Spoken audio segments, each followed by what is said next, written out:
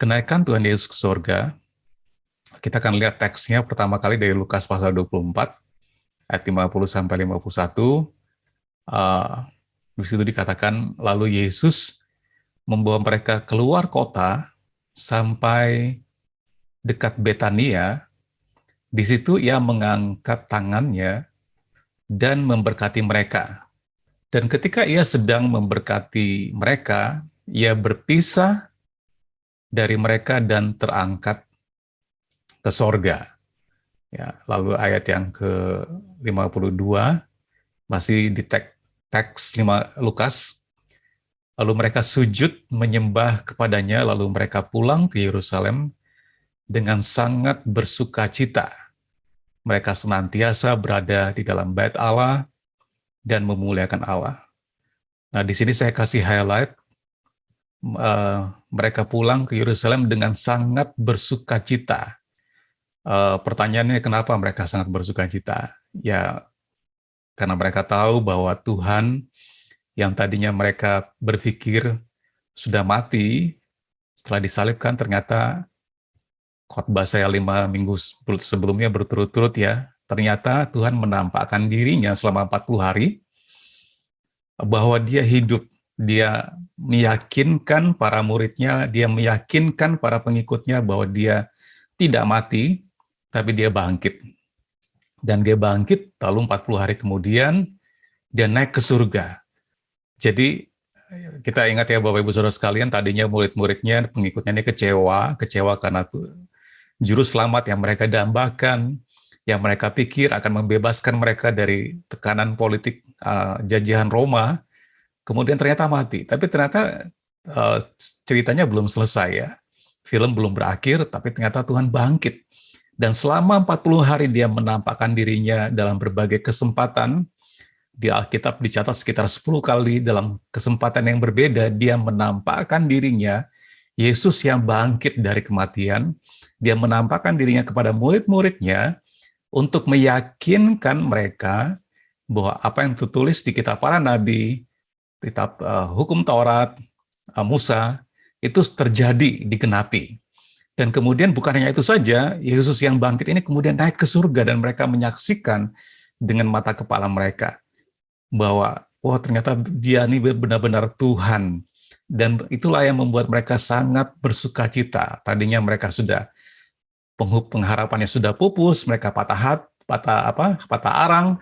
Ya kemudian mereka berubah, mereka lihat Tuhan Yesus bangkit, kemudian dia naik ke surga. Mereka pulang dengan sangat bersuka cita, dan mereka senantiasa berada di dalam bait Allah dan memuliakan Allah. Nah, Bapak Ibu Saudara-saudara sekalian, apa makna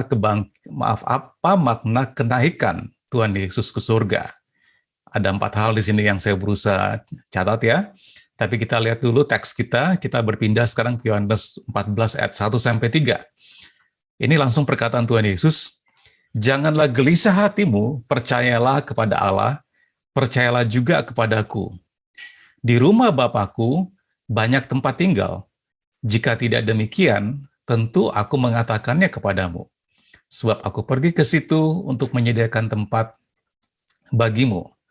Ya, lalu dikatakan di ayat yang ketiga, "Dan apabila aku telah pergi ke situ dan telah menyediakan tempat bagimu, aku akan datang kembali dan membawa kamu ke tempatku, supaya di tempat di mana aku berada, kamu pun berada."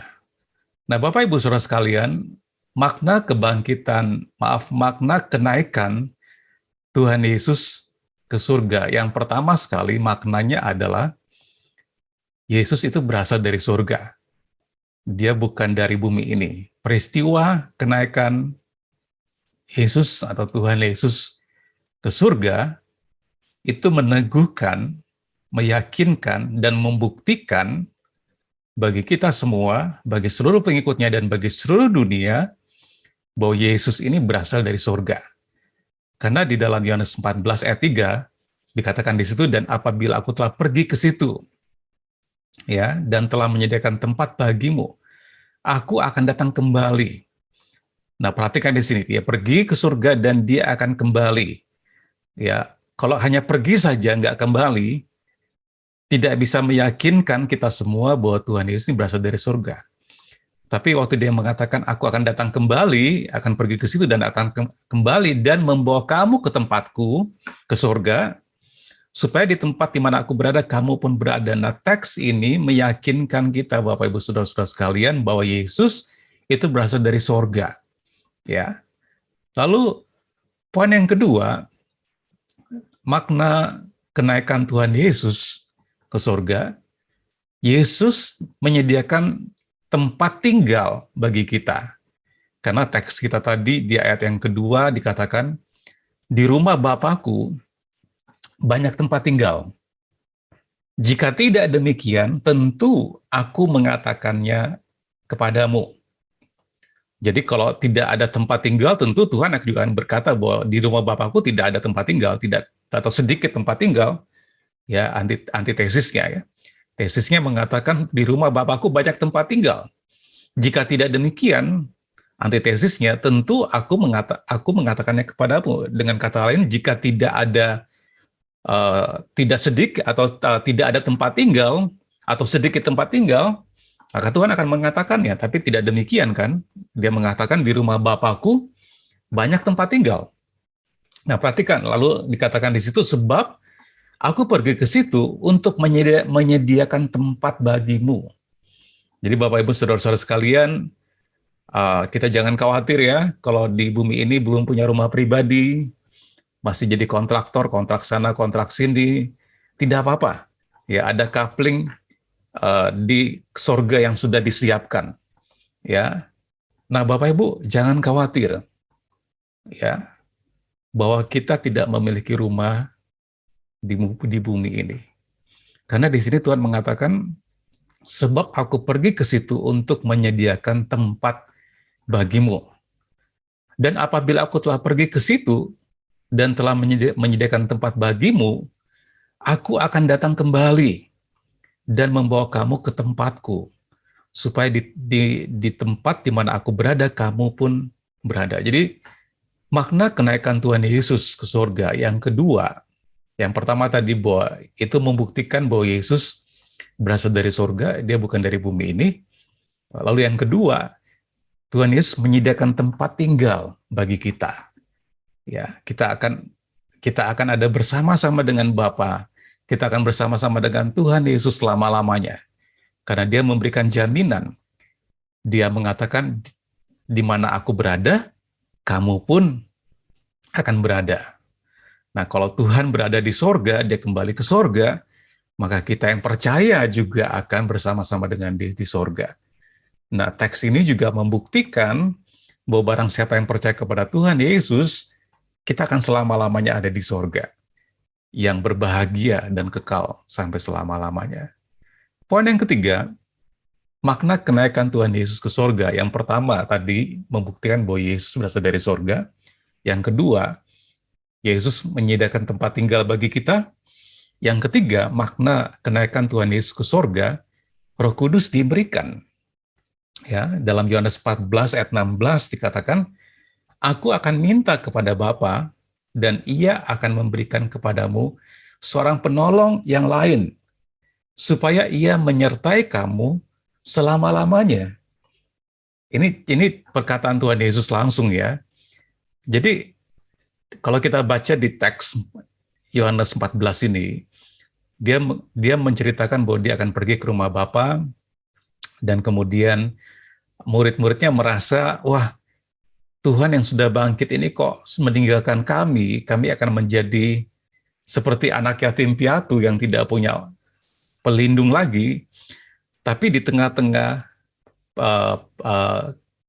pikiran atau kondisi psikis murid-muridnya yang seperti itu, Tuhan mengatakan, jangan khawatir, ya, aku tidak akan meninggalkan kau sebagai yatim piatu.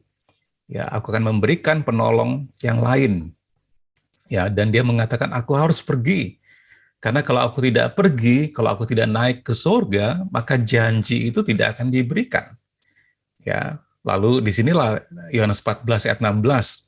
Dia berkata, aku akan minta kepada Bapa dan ia akan memberikan kepadamu seorang penolong, a helper. Di bagian lain Roh Kudus juga dikatakan sebagai roh kebenaran, ya, yang akan mengingatkan kita akan segala sesuatu.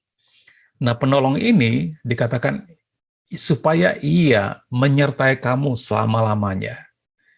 Penolong ini akan menyertai Bapak, Ibu, saudara-saudari, dan saya selama-lamanya. Roh Kudus yang memampukan kita, Roh Kudus yang memberdayakan kita, Roh Kudus yang menolong kita, Roh Kudus yang menopang kita, itu ada dan menyertai kita selama-lamanya. Ini janji Tuhan Yesus. Jadi kalau Tuhan Yesus dia naik ke surga, maka janji Bapa ini tidak akan diberikan. Janji Bapa ini penolong, roh kebenaran, yang memberikan damai sejahtera. Tuhan Yesus mengatakan, bukan roh dari dunia ini tidak mengenal roh ini, tapi roh ini memberikan damai sejahtera. Roh ini memimpin kita pada kebenaran. Roh ini mengingatkan kita akan segala sesuatu. Dan kalau Tuhan tidak naik ke surga, maka janji Bapa ini, Roh Kudus ini tidak akan diberikan. Jadi makna ketiga, kenaikan Tuhan Yesus ke surga, ketika dia naik, maka Roh Kudus diberikan. Makna keempat, saya ulangi lagi, makna kenaikan Tuhan Yesus ke surga. Yang pertama tadi, bahwa itu membuktikan bahwa Yesus dari surga. Yang kedua, bahwa dia menyediakan tempat tinggal bagi kita. Makna yang ketiga, Roh Kudus diberikan kepada kita. Lalu makna keempat, kenaikan Tuhan Yesus ke surga, bahwa dia akan datang kembali. Di dalam masih, ini ayatnya belum saya cantumkan ya. Lalu dikatakan di situ ketika mereka sedang menatap ke langit, waktu ia naik itu tiba-tiba berdirilah dua orang yang berpakaian putih dekat mereka dan berkata kepada mereka, "Hai orang-orang Galilea, mengapa kamu berdiri melihat ke langit? Yesus ini yang terangkat ke sorga meninggalkan kamu akan datang kembali." Ini Lukas pasal 24 ya. Lukas pasal 24 ayat yang ke-10 dan ke-11. Di situ dikatakan, "Hai orang-orang Galilea, mengapa kamu berdiri melihat ke langit? Yesus ini yang terangkat ke sorga meninggalkan kamu akan datang kembali dengan cara yang sama seperti kamu melihat dia naik ke sorga." Perhatikan Bapak Ibu saudara-saudari sekalian. Makna kenaikan Tuhan Yesus ke surga yang keempat, bahwa dia akan datang kembali. Karena di dalam Lukas pasal 24 ayat 10 dan 11 ini, dikatakan dia akan datang kembali dengan cara yang sama, seperti kamu melihat dia naik ke surga. Jadi kalau Tuhan Yesus naik ke surga dengan cara yang sama, kita akan melihat dia turun dari surga ke muka bumi ini. Dan ini direkam, ditulis oleh Rasul Paulus kepada jemaat di Tesalonika, tentang hari penghakiman atau hari terakhir, ya, atau hari kedatangan Tuhan Yesus kedua kali. Di situ dikatakan 1 Tesalonika 4 ayat 16 sampai 17, sebab pada waktu tanda diberi, yaitu pada waktu penghulu malaikat berseru dan sangkakala Allah berbunyi, maka Tuhan sendiri akan turun dari sorga. Perhatikan ya, waktu dia naik ke sorga, dia turun dari sorga dengan cara yang sama kan? Dengan cara dia naik ke sorga, maka dengan cara yang sama dia turun dari sorga. Perhatikan Bapak Ibu. Dan mereka yang mati dalam Kristus akan lebih dahulu bangkit. Hari Jumat kemarin kami menguburkan Pak Jimmy Cokrowibowo, ada penguburan almarhum jasadnya Pak Jimmy Cokrowibowo, suami dari Ibu Kusdaryati, ya. Dan Alkitab di sini mengatakan mereka yang mati dalam Kristus, jadi mereka yang meninggal sebelum Tuhan datang kedua kali, sebelum Tuhan datang dan turun dari sorga, dan mereka yang mati itu dikatakan di teks ini akan lebih dahulu bangkit. Jadi orang-orang yang mati dalam Kristus akan dibangkitkan dahulu. Nah baru kalau masih Bapak Ibu Saudara dan saya masih hidup sampai Tuhan Yesus datang kedua kali, nah kita yang hidup ini, yang masih tinggal, akan diangkat bersama-sama dengan mereka dalam awan menyongsong Tuhan di angkasa. Wow, kita jadi Superman ya, kita naik ke surga bersama-sama dengan Tuhan, kita nggak perlu pesawat jet untuk naik, tapi kita bisa naik bersama-sama dengan Tuhan. Ini teks kita yang mengatakan, ya, kita akan diangkat bersama-sama dengan mereka dalam awan menyongsong Tuhan di angkasa. Perhatikan yang saya kasih stabilo warna biru. Demikianlah kita akan selama-lamanya bersama-sama dengan Tuhan. Ini kabar baik ya Bapak Ibu, saudara sekalian. Jadi ada 4 makna kenaikan Tuhan Yesus ke surga. Yang pertama sekali, membuktikan bahwa Yesus itu berasal dari surga. Jadi kita diyakinkan, ya, sama seperti murid-muridnya diyakinkan bahwa dia bukan Tuhan yang Yesus yang mati disalibkan, tapi dia Yesus yang bangkit. Setelah dia bangkit, dia naik ke surga. Ini membuktikan bahwa Yesus berasal dari surga. Dan yang kedua tadi, dia menyediakan tempat tinggal di surga, banyak tempat tinggal. Ya, jika ada 1 miliar penduduk di muka bumi ini yang percaya Tuhan Yesus, maka ada 1 miliar juga tempat tinggal. Ya, ada properti di sana, ya, yang disediakan. Ya, jadi Bapak Ibu, saudara-saudari di bumi ini mungkin tidak punya rumah pribadi, tapi kabar baiknya kita punya tempat tinggal yang permanen, ya, dan kekal selama-lamanya. Makna yang ketiga kenaikan Tuhan Yesus ke surga adalah Roh Kudus diberikan. Roh Kudus ini yang memampukan Bapak Ibu saudari-saudari dan saya untuk menang dalam kehidupan ini. Kalau sekarang belum menang, jangan khawatir, pertandingannya belum selesai. Kalau Bapak Ibu saudara-saudari masih mengalami berbagai masalah dalam kehidupan ini dengan masalah keluarga, masalah keuangan, masalah pekerjaan, masalah kesehatan, jangan khawatir. Karena endingnya nanti kita semua akan menang. Ya, dan Roh Kudus inilah yang memampukan Bapak Ibu saudara-saudara saya untuk mengatasi berbagai tantangan, masalah, problema dalam kehidupan kita selagi kita di muka bumi ini. Karena dikatakan dia sebagai Roh penolong, dia memberikan damai sejahtera, dia memimpin kita kepada kebenaran. Jadi makna ketiga, Roh Kudus diberikan. Kalau Tuhan tidak naik ke surga, Roh Kudus tidak akan diberikan. Lalu makna keempat, peristiwa kenaikan Tuhan Yesus mengingatkan kita, Bapak Ibu saudara-saudara sekalian, bahwa dia akan datang kedua kali untuk menjemput kita. Ya, poin yang keempat ini mengingatkan kita, Bapak Ibu saudara-saudara sekalian, bahwa selagi kita hidup di muka bumi ini, hidup ini bukan kekal di muka bumi ini sementara. Semua ini akan berakhir. Ya, jadi jangan hanya berpikir investasi di bumi, pikirkan investasi saudara di surga. Ya. Dia akan datang kedua kali menjemput kita, ya, dan menyediakan tempat tinggal bagi kita. Kita akan menyongsong Tuhan di angkasa, kita akan diangkat. Dan teks kita mengatakan demikianlah kita akan selama-lamanya bersama-sama dengan Tuhan. Poin yang keempat, bahwa dia akan datang kembali, sama seperti dia turun dari surga, naik ke surga, dia akan turun dari surga, mengingatkan Bapak Ibu saudara-saudari dan saya bagaimana kita menjalani hidup ini dari perspektif kerajaan Allah, dari perspektif kekekalan. Bahwa hidup ini cuma sementara.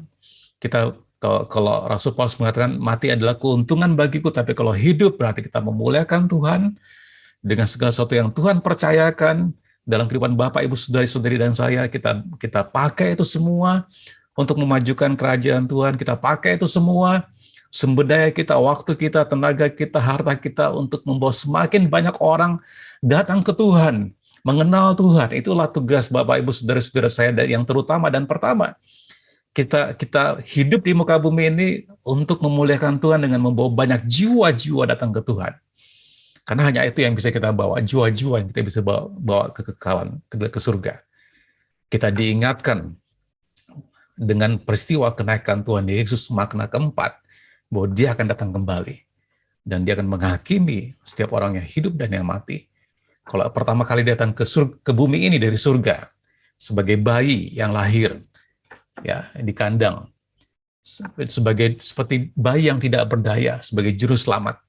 Tapi datang kedua kali, dia bukan datang sebagai bayi yang lemah, tapi datang sebagai hakim yang menghakimi setiap orang hidup dan yang mati. Makna keempat, kenaikan Tuhan Yesus ini menjadi reminder, menjadi pengingat bagi Bapak Ibu saudara-saudara saya bagaimana kita menjalani hidup di muka bumi ini hanya adalah untuk memuliakan, menyenangkan hati Tuhan.